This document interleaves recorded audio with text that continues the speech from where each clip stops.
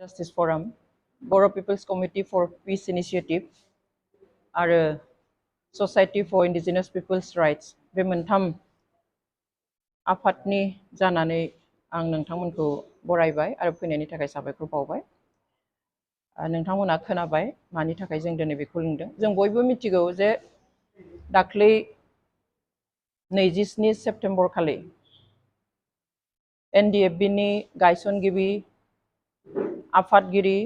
D.R. नाब्ला एबा रन्जन दैमारिखौ लाफानानै बिथांमोननि माखासे दैदेनगिरि आरो केडार्सफोरखौहाय मानगोनां हाई कर्टआ आरोबाव खनसे थैजासिम जेलाव थानायनि साजा फोसावो। जों बयबो मिन्थिखायो जे थांनाय 2019 मायथाइनि 30 जानुवारियावहाय बिथांमोनखौ लवार कर्ट एबा CBI नि लवार कर्टआ बेबादि साजा फोसावदोंमोन। गासै 15 आफादनि दैदेनगिरि आरो मावथिफोरनि गेजेराव 7खौ एक्विट खालामनानैहाय 10खौ थैजासिम जेलाव थानायनि साजा होदोंमोन। बेखौहाय जोङो चेलेन्ज खालामनानै हाई कर्टआव लांफिनदोंमोन, खारन बे बिजिरनायखौ जोङो सुखुखायाखैमोन बा जाफुंनाय बादि जों मोनाखैमोन, उचित बिसार खालामनाय बादि जों सानाखैमोन। बेवहाय बेखौ हाई कर्टआव एपिल खालामफिननाय जादोंमोन। हाई कर्टआवहाय बिजिरनानै थांनाय 27 सेप्तेम्बराव जि राय होबाय, बेवहाय 10 नि मादाव 4खौ एक्विट खालामो, नाथाय गुबुन 6खौ आरोबाव लवार कर्टआ जा साजा होनाय बे साजाखौनो बहाल लाखियो एबा थैजासिम जेलाव थानांनायनि साजा फोसावफिनो। दा बाथ्राया जाबाय, जेब्ला 2019 मायथाइयावहाय लवार कर्ट CBI कर्टआ जेब्ला बे साजाखौ होदोंमोन, अब्ला NDFB जों सावरायनाया सोलिगासिनो दंमोन। पिस एकर्ड जाथ'वाखैमोन एबा सान्थि गोरोबथाया जाथ'वाखैमोन। बेनि उनाव साजा होबाय, जेलाव थानांबाय। जेलाव थानाय समावनो आसाम सोरखार एबा स्टेट सोरखार आरो सेन्ट्रेल सोरखारा बिथांमोनजों एकर्ड खालामो एबा गोरोबथा खालामो। गोबाङा बुंनो नागिरो जे कनभिक्ट जानाया बेखौ बियो आयेननि गेजेरजोंनो थांथारगोन। अब्ला बेबो मोनसे सोंलु एबा आयेनाव बेबो दोङो जे कनभिक्टेड मानसिजों एबा कनभिक्ट जानाय मानसिजों सोरखारा खुनु खामानि मावनो हाया। कनभिक्ट जानाय मानसिजों माबादिहाय 2020 मायथाइनि 27 जानुवारियाव बोरैहाय गोजोन गोरोबथाखौ खालामखो? अब्ला पिस एकर्डनि गोजोन गोरोबथानि ओंथिया बहा थाखो? दिनै बर' हारिनि मोनथाय गांनाय उखैनायखौ सुफुंनो थाखाय नासयनाय, नाख्रेबजानाय, सोबख'जानाय बेफोरनिफ्राय उदां खालामनो थाखाय बे सोमावसारनायखौ सोरखारा एक्नलेज खालामदों, स्वीकार खालामदों, खालामनानै बुंदों जे बिसोरो गुबुन टेररिस्ट संगठन बादि नङा, जे बिसोर गावसोरनि मोनथाय दङ, बेनिखाय बेबादि आखायाव हाथियार लानानै बेबादि खुद्रिखांदों आरो बेनिखायनो एक्नलेज खालामनानै सोरखाराबो सिज फायार खालामदों आरो NDFB निफ्रायबो सिज फायार खालामदों। बेनि उनावहाय सावरायनाया जागायजेननो थाखाय, सावरायनायखौ लांनो थाखाय इन्टारलकिउटर एपइन्टमेन्ट होदों। अब्ला बिनि उनावहाय सावराय फैनानै जेब्ला एकर्डआ जायो, अब्ला बे एकर्डखौ खालामनायनि उनाव जायफोरनि सोमावसारनायखौ एक्नलेज खालामनानै स्वीकार खालामनानैहाय बिथांमोनजों एकर्ड खालामबाय, अब्ला बिथांमोनखौ आरो जेलाव दोनफिननायनि बाथ्राया बहा थाखो? दिनै जों बेखौ बुंनो सानो, जों साननो बाध्य जादों जे दिनै जि कर्टफोर दङ, हाई कर्टआनो जा लवार कर्टआनो जा, बेफोरो पलिटिक्सनि बारगा नङा। जों सानदोंमोन उदाङै बिसार खालामनो हायो, नाथाय जों जि नुबाय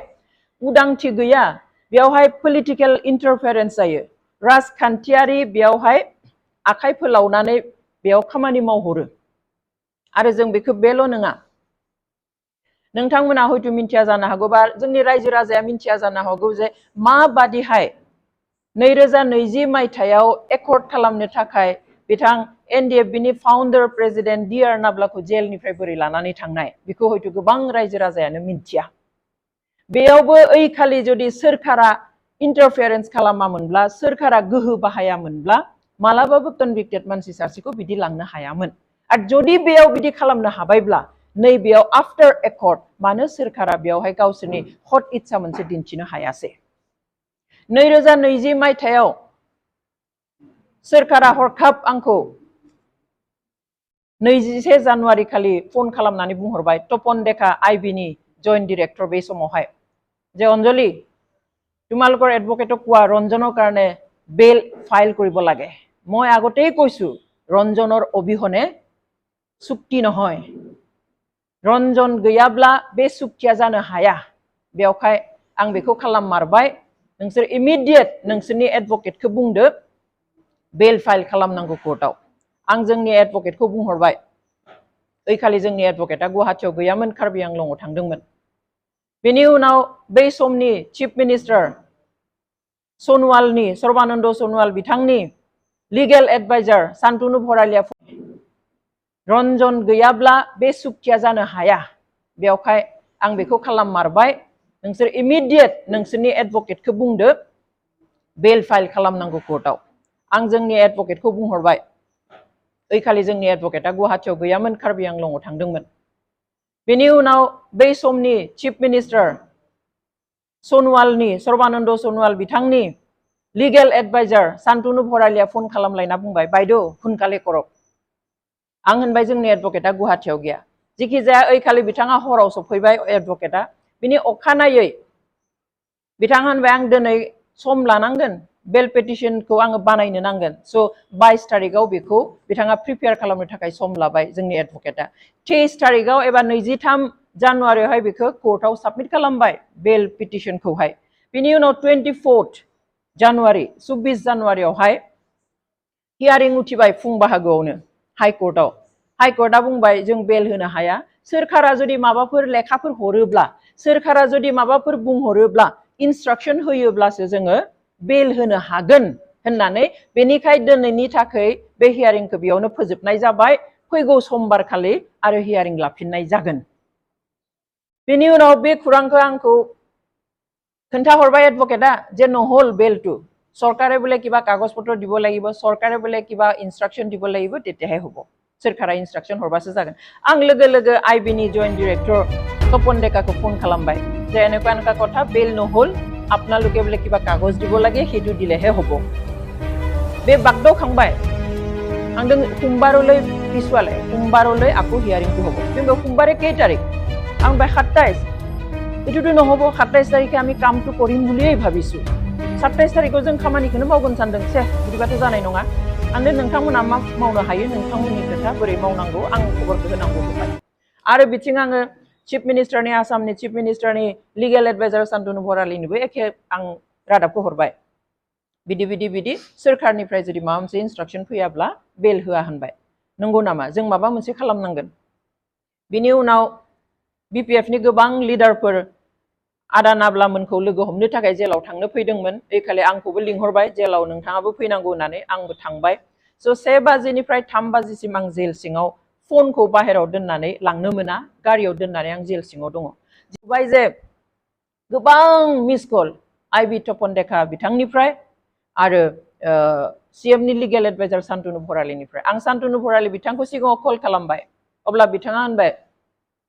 रंजन दैमारि बिथाङा जेलनिफ्राय ओंखारनो गोसो गैया नामा नोंथांमोना जोंखौ मानो इगनर खालामदों आंनो मानो बेबादि बुंदों अब्ला होनबाय नोंथाङाबो फन दैखाङाखै जों बेसेबां फन खालामदों नोंसिनि एडभोकेटआबो फन दैखाङाखै बेसेबां जों कल खालामदों आं होनबाय एडभोकेटआ सानाव फन हमनो असुबिदा खारन बिथाङा कोर्टआव दङ साइलेन्टआव दोनो बिसोरो कोर्टआव थानायाव फन लाया आरो आं जेलाव दङमोन आदाखौ लोगो हमनो थाखाय माखासे आलासि फैनाय स' आं बिसोरजों दङमोन नों मिथिखायो जे आं फनखौ सिङाव लांनो हाया अब्ला बिथाङा बुंबाय जे सेन्ट्रेल सोरखारनो रंजन दैमारिखौ नांथारगौ बेवहाय सोरखारनिफ्राय जि मावनो गोनां बेखिनिखौ मावनानै हरजोबबाय आरो दा नैथि खेबनि थाखाय 3 बाजियाव दा हाइकोर्टआव रंजन दैमारिनि बेलनि हियारिं जागोन नों जेराव दङ जेरै दङ नों हाइकोर्टआव दानो थांदो आं फुंनिफ्राय जेबो जायाखैमोन जानो जिरायहांदोंमोन हटेलाव आरो बेखौ आङो जाया लोङा खारनानै आङो हाइकोर्ट फारसे थांबाय हाइकोर्ट मोननो 5 मिनिट थाब्लानो एडभोकेटआ आंखौ फन खालामना बुंबाय बेला जाबाय 4टाव बेनि उनाव बेलखौ जों नुवाखै बेल कपिखौ जों नुवाखै भार्बेलि अर्डार होबाय बेखौ टाइप खालामनाय लिरगौ मानि मागौ मानि कोर्टआनो बन्द जाबाय 7टाव जोंनो बे कपिखौ होबाय नायब्ला नुबाय जे बेयो इन्टारिम बेल जिखि जाया आं बेयाव मा बुंनो नागिरदों जे दिनै सोरखारा गोसो खालामोबा बेखौ दिहुननानै लानानै थांनो हायो एकर्डनि थाखाय अब्ला नैबेयाव आफ्टर पीस एकर्ड गोजोन गोरोबथा जाखांनायनि उनाव give and tech forgive and forget mutual understanding for the interest of the peace political बन्दी बिथांमोना political prisoner बिथांमोना साधारन ओरैनो गुबुन खयदी बादि नङा गुबुन क्रिमिनेल बादि नङा दिनै NDFB नि जेसेबां दङ